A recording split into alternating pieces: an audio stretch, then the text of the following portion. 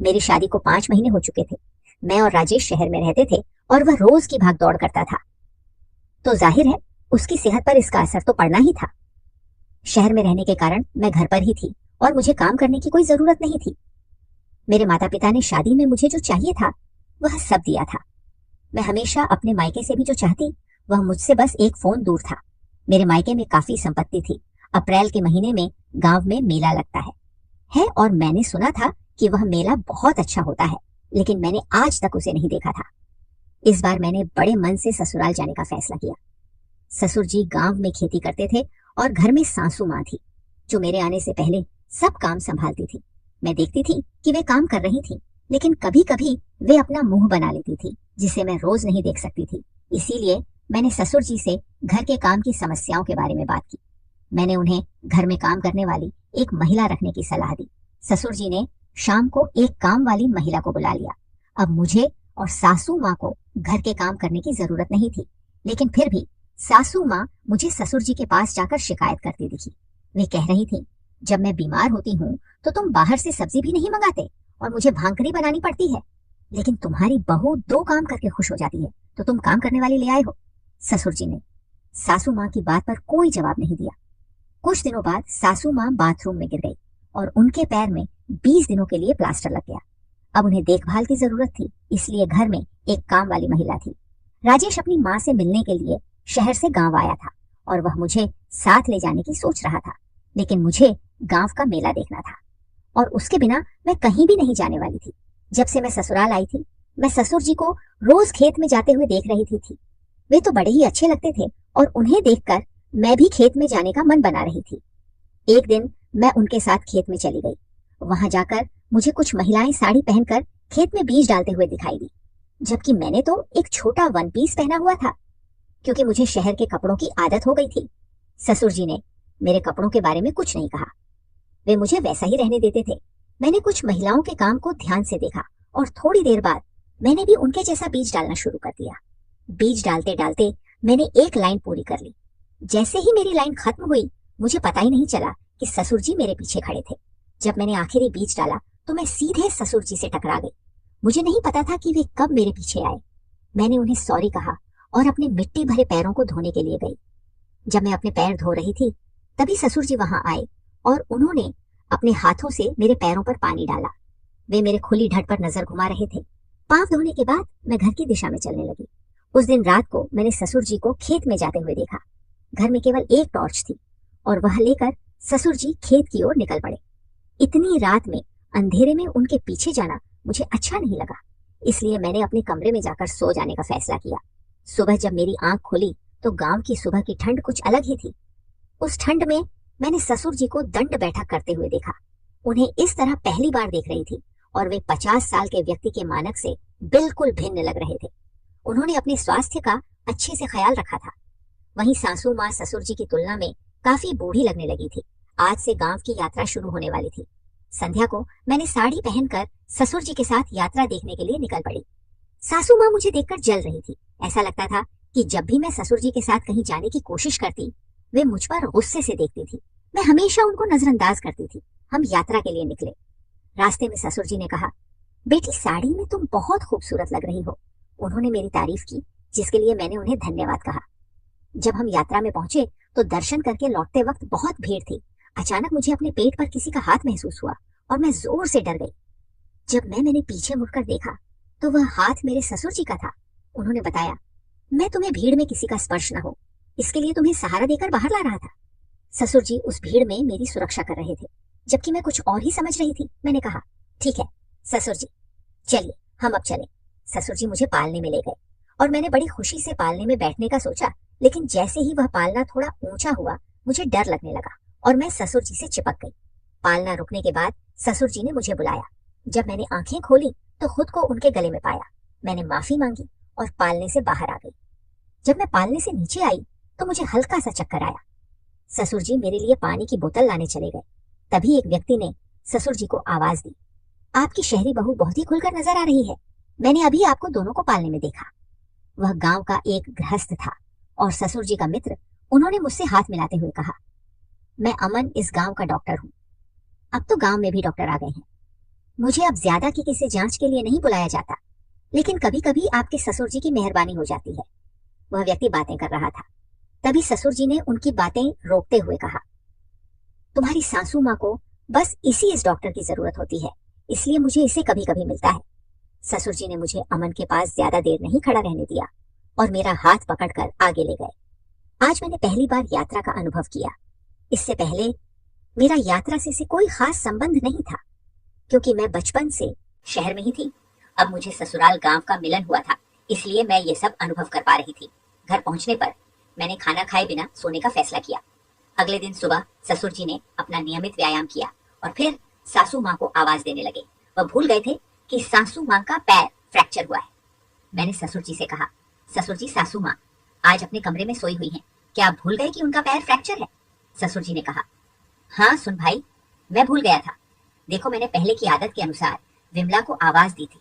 महीने में एक बार मैं उठने का सहारा लगाता हूँ। हमेशा विमला मुझे अपने हाथ से उठने में मदद करती थी, लेकिन अब वह यह नहीं कर सकती। ससुर जी धीरे धीरे अपने कमरे में गए और नीचे उठने वाला सहारा लेकर आए। वह बाहर आकर ऊंट पर बैठकर अपने हाथों से अपने पैरों पर उठाने वाला लावने लगे, लेकिन उन्हें इसे लगाने में दिक्कत हो रही थी। मैंने आगे बढ़कर ससुर जी के हाथ से वह उठाने वाली चीज ले ली और कहा, आप पाट पर बैठिए। वे थोड़े शर्मीले हो रहे थे, लेकिन मुझे उनकी परवाह नहीं थी, क्योंकि मैं सोचने में खुली थी। मैंने ससुर जी से कहा, आप अपना कुर्ता भी उतारिए। अब तो वे और भी ज्यादा परेशान हो गए। मैंने उन्हें समझाया, मैं आपकी बहू नहीं, आपकी बेटी की तरह हूँ, आप ऐसा समझिए। मेरे यह कहने पर भी वे लजा रहे, लेकिन जैसे ही मेरा हाथ उनकी पीठ पर लगा, उनका नकार धीरे धीरे थम गया। ससुर जी ने मुझसे उठने का सहारा लेना शुरू कर दिया। उनकी त्वचा अब भी युवा लग रही थी। जब मैंने उनका हाथ चलाया तो मैंने देखा कि उनके शरीर पर एक ठंडक सी आई। जब घर की मोलकरीन मुझे उठाने वाले के साथ रुकने को कहा और वे बाहरी बाथरूम में स्नान करने चले गए। जब वे स्नान कर रहे थे तब मैं भी घर के अंदर चली गई। ससुर जी के शरीर पर हाथ चलाने के बाद मैंने उनके व्यवहार में कुछ बदलाव महसूस किया। मैंने सोचा नहीं था कि यह सब मेरे लिए इतना भारी पड़ जाएगा। रात को मैंने ससुर जी को खेत की ओर जाते हुए देखा। मेरी कमरे की खिड़की से खेत का रास्ता साफ नजर आता था। मुझे भी उनके साथ खेत में जाना था और रात में खेत कैसे दिखता है ये देखना था। तो मैंने दौड़ते हुए अपने कमरे से बाहर निकली। जब तक ससुर जी खेत में नहीं गए मैंने उन्हें पकड़ लिया। उन्हें देखकर उन्होंने कहा, बहू तुम इस वक्त यहाँ कैसे? तुमने तो सोने की बात की थी। मैंने नकारात्मक इशारा करते हुए कहा, ससुर जी मुझे रात का खेत देखना। इस पर उन्होंने कहा, देखो बेटा, रात में खेत में घास के कारण ठंड बहुत होगी, मैं तुम्हें वहां नहीं ले जा सकता। लेकिन मैं जानने पर अड़ी रही। ससुर जी ने फिर कहा, अगर तुम अंदर की ठंड सहन कर सको तो चलो, लेकिन मुझे खुद को संभालना थोड़ा मुश्किल होगा। ससुर जी चारों तरफ बहाने बना रहे थे कि मुझे अंदर ना जाने दें, मगर मैंने उनकी एक भी बात नहीं सुनी। मैंने उनकी हर शर्त मान ली। अंत में हम खेत में जाने के लिए निकल पड़े।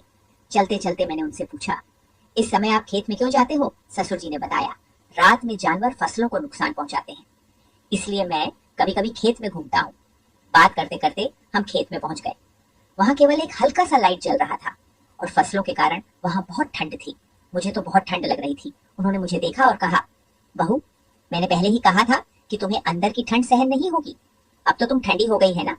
मैं उन्हें इनकार नहीं कर सकती थी, क्योंकि वे सब कुछ देख रहे थे। ससुर जी ने मुझे अपने ऊपर एक शॉल दे दी और फिर उन्होंने मुझे वहां चल रहे लाइट के पास खड़े होने को कहा और वे थोड़ी अंदर जाकर जांच करने लगे कि वहां कोई जानवर तो नहीं है। तब मुझे एक अजीब आवाज सुनाई देने लगी। मैंने ससुर जी से उस आवाज के बारे में पूछा तो उन्होंने कहा, रात में कई बार ऐसे आवाज आती है, लेकिन डरने की कोई जरूरत नहीं है। मेरा हाथ पकड़ो और आगे बढ़ो। मैंने ससुर जी का हाथ पकड़कर आगे बढ़ने लगी। अचानक मेरा पैर वहां पड़े एक पत्थर में अड़ गया और मैं ससुर जी के ऊपर गिर गई। हम दोनों गलती से एक गन्ने के ढेर पर पड़े थे और हम एक दूसरे के बहुत करीब आ गए। उनकी धड़कन थोड़ी तेज हो गई थी। ससुर जी ने कहा, आज पहली बार तुम्हारी सासू जी के बाद कोई दूसरी महिला इतनी पास आई है। ये सुनकर मैं तुरंत उनसे दूर हो गई और कहा, ससुर जी मेरा पैर गलती से अड़ा था और मैं आप पर गिरी, ऐसा कोई और मतलब नहीं है।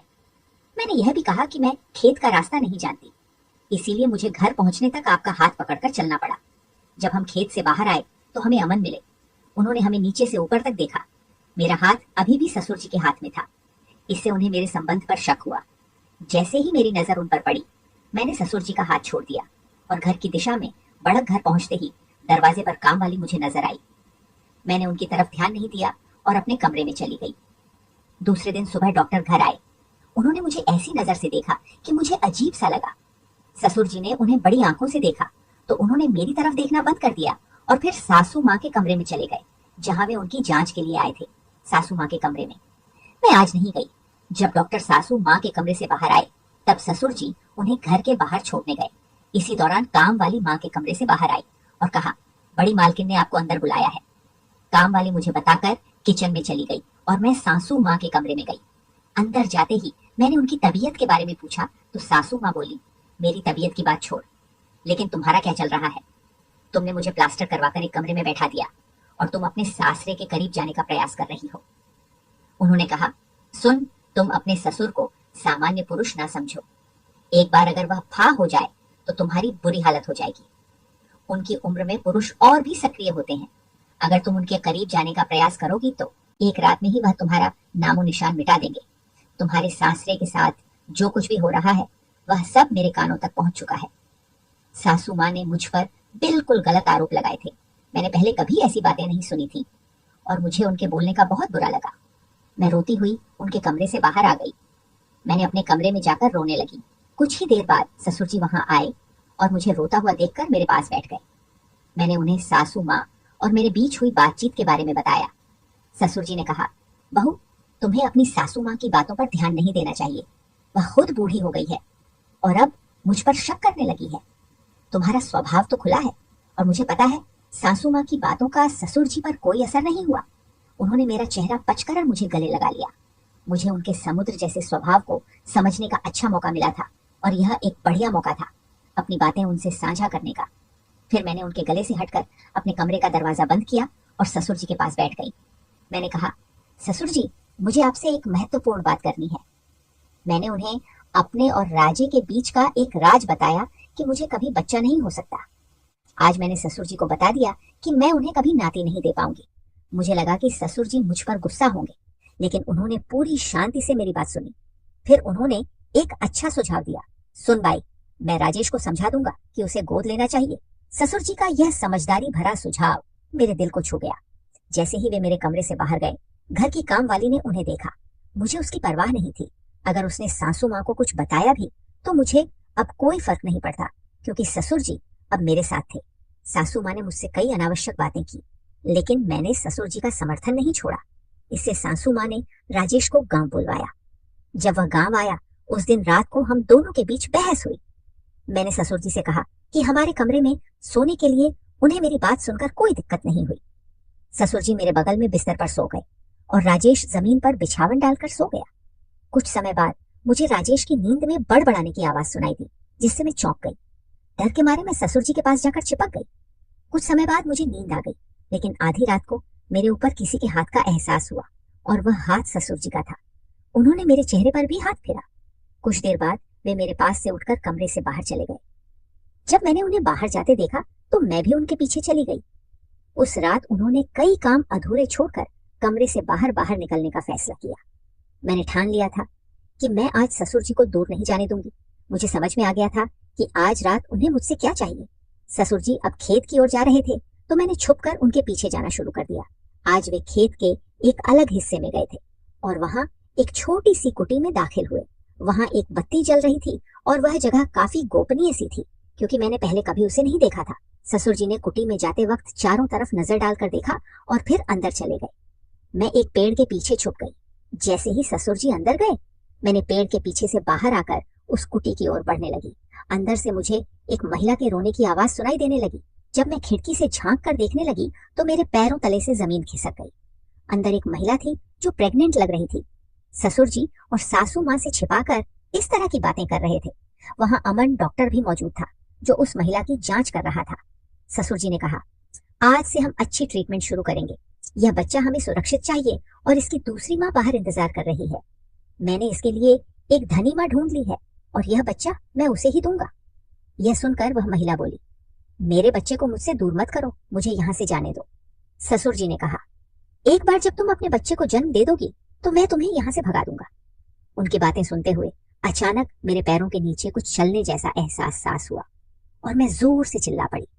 मेरी आवाज सुनकर ससुर जी और अमन दोनों बाहर आ गए। मुझे वहां देखकर वे दोनों भी चौंक गए। मैं उन्हें किनारे करते हुए कुटी के अंदर चले गई। ससुर जी भी मेरे पीछे आ गए। मैंने उनसे पूछा, ससुर जी ये सब क्या है? तो उन्होंने बताना शुरू किया कि माई को हमारे खेत में काम करने के लिए रखा है। उसके पति ने उसे गर्भवती होने पर छोड़ दिया और मैं उसकी मदद कर रहा हूँ।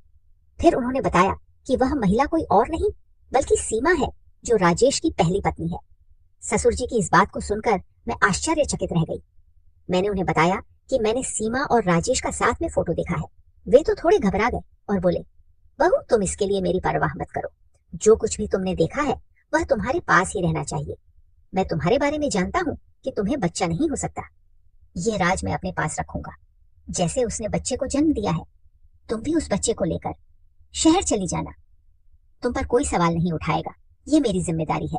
बच्चे के जन्म के बाद सीमा का क्या होगा वह मैं देख लूंगा। तुम्हारे जीवन में कोई विघ्न नहीं आना चाहिए। तभी राजेश उस कमरे में आया। उसने अपने पिता की बातें सुन ली थी। मैंने ससुर जी से कहा, शादी के बाद से आज तक मैंने राजेश के साथ एक भी दिन प्यार से नहीं गुजारा। हर 3-4 दिन में मुझे उसके मुंह से सीमा नाम सुनाई देता है। उसने कभी अपनी पहली पत्नी के बारे में मुझसे नहीं बताया, लेकिन वह हमेशा सपने में उसका नाम लेता था। मैंने उसका फोन चेक किया और उसने सीमा के साथ उसके कई फोटो देखे। मैंने स्पष्ट किया कि सीमा का रहस्य जानने के लिए ही मैं यहाँ आई थी। मैंने उनसे झूठ कहा कि मुझे बच्चा नहीं हो सकता, क्योंकि मैं चाहती थी कि मैं उनका असली चेहरा देखूं। जब अमन रात को हमें खेत के पास मिला था, तब मुझे केवल शक हुआ था। तब मैंने देखा था कि अमन की बैग से कुछ दवाएं गिर गई थी जो गर्भवती महिलाओं को दी जाती है। मुझे पता था कि अमन प्रसव विशेष सज्ज है और मैंने कुछ लोगों से इसके बारे में भी सुना था। तुम्हारे अपने बच्चे को दत्तक देने की योजना थी। यह सब मैंने समझ लिया था। तभी राजेश ने कहा, बाबा आपने तो मुझे बताया था कि सीमा किसी के साथ भाग गई, लेकिन आपने उसे यहाँ क्यों बंद रखा है? ससुर जी इस पर कुछ नहीं कह रहे थे, बस सिर झुकाकर खड़े थे। तभी सीमा बोली, राजेश जब तुम शहर में थे तब तुम्हारे माँ बाप मुझसे पैसे मांगते। मेरे पिता ने शादी में दहेज के लिए अपनी खेती बेच दी थी और अब उनके पास कुछ भी नहीं बचा। मैंने उनके सामने पैसे मांगने की हिम्मत भी नहीं की। तुम्हारे माँ बाप ने मेरा बहुत उत्पीड़न किया। तुम्हारे विश्वास को उन्होंने अपने फायदे के लिए इस्तेमाल किया। उन्होंने कहा कि मैं भाग गई हूं क्योंकि वे तुम्हारा विवाह किसी और अमीर लड़की से कराना चाहते थे। वह अमीर लड़की उनके लिए काफी पैसे दे सकती थी। तुमने उनके शब्दों पर विश्वास किया और यह मान लिया कि मैं भाग गई हूँ, लेकिन मेरा प्यार सच्चा था। इसीलिए हमारी आज मुलाकात हो सकी। सीमा ने आगे कहा, जब ससुर जी ने मुझे यहाँ लाया तब मुझे गर्भ धारण के लक्षण दिखाई देने लगे। यह बच्चा हमारे प्रेम का प्रतीक है। अगर तुम आज यहाँ नहीं आते तो इन लोगों ने मेरे साथ जो किया होता वह मैं नहीं बता सकती। ससुर जी ने पैसे के लिए राजेश की दूसरी शादी कर ली थी। मुझे शादी के समय इस बात का पता नहीं था कि राजेश की पहले से ही शादी हो चुकी है। पहली नजर में वह मुझे पसंद आया था, इसीलिए मैंने उससे शादी करने के लिए हाँ कर दी। यह सब सुनकर मैं सोच में पड़ गई। हर बात ने मुझे और उलझा दिया था। मेरे मायके से अच्छा खासा दहेज मेरे माँ बाबा ने दिया था। ससुर जी ने मेरे दहेज के पैसों से 5 एकड़ खेत खरीद लिया था। इतना मात्र नहीं, मेरे पिता ने शहर में एक फ्लैट भी खरीद कर दिया था। लेकिन राजेश को मेरे मायके के पैसों में कोई रुचि नहीं थी। उसके माँ बाप ने जो कहा उसे उसने सुन लिया था। मुझे राजेश और सीमा की आंखों में एक दूसरे के लिए प्यार दिखाई दे रहा था। दोनों ने मेरी के लिए आभार व्यक्त किया। राजेश ने मुझसे कहा, पूनम क्या तुम्हें डर नहीं लगा? तुमने मेरी और सीमा की मुलाकात करवाई, लेकिन तुम्हें नहीं लगा कि इसका नुकसान तुम्हें होगा? मैंने कहा, राजेश मैंने तुम्हें पैसे देकर हासिल किया है, लेकिन मैं तुम्हारा प्यार नहीं पाने में सफल नहीं हो सकी। मुझे एक इंसान के रूप में एक मूर्त नहीं चाहिए। मुझे ऐसा व्यक्ति चाहिए जो मुझसे सच्चे दिल से प्यार करता हो।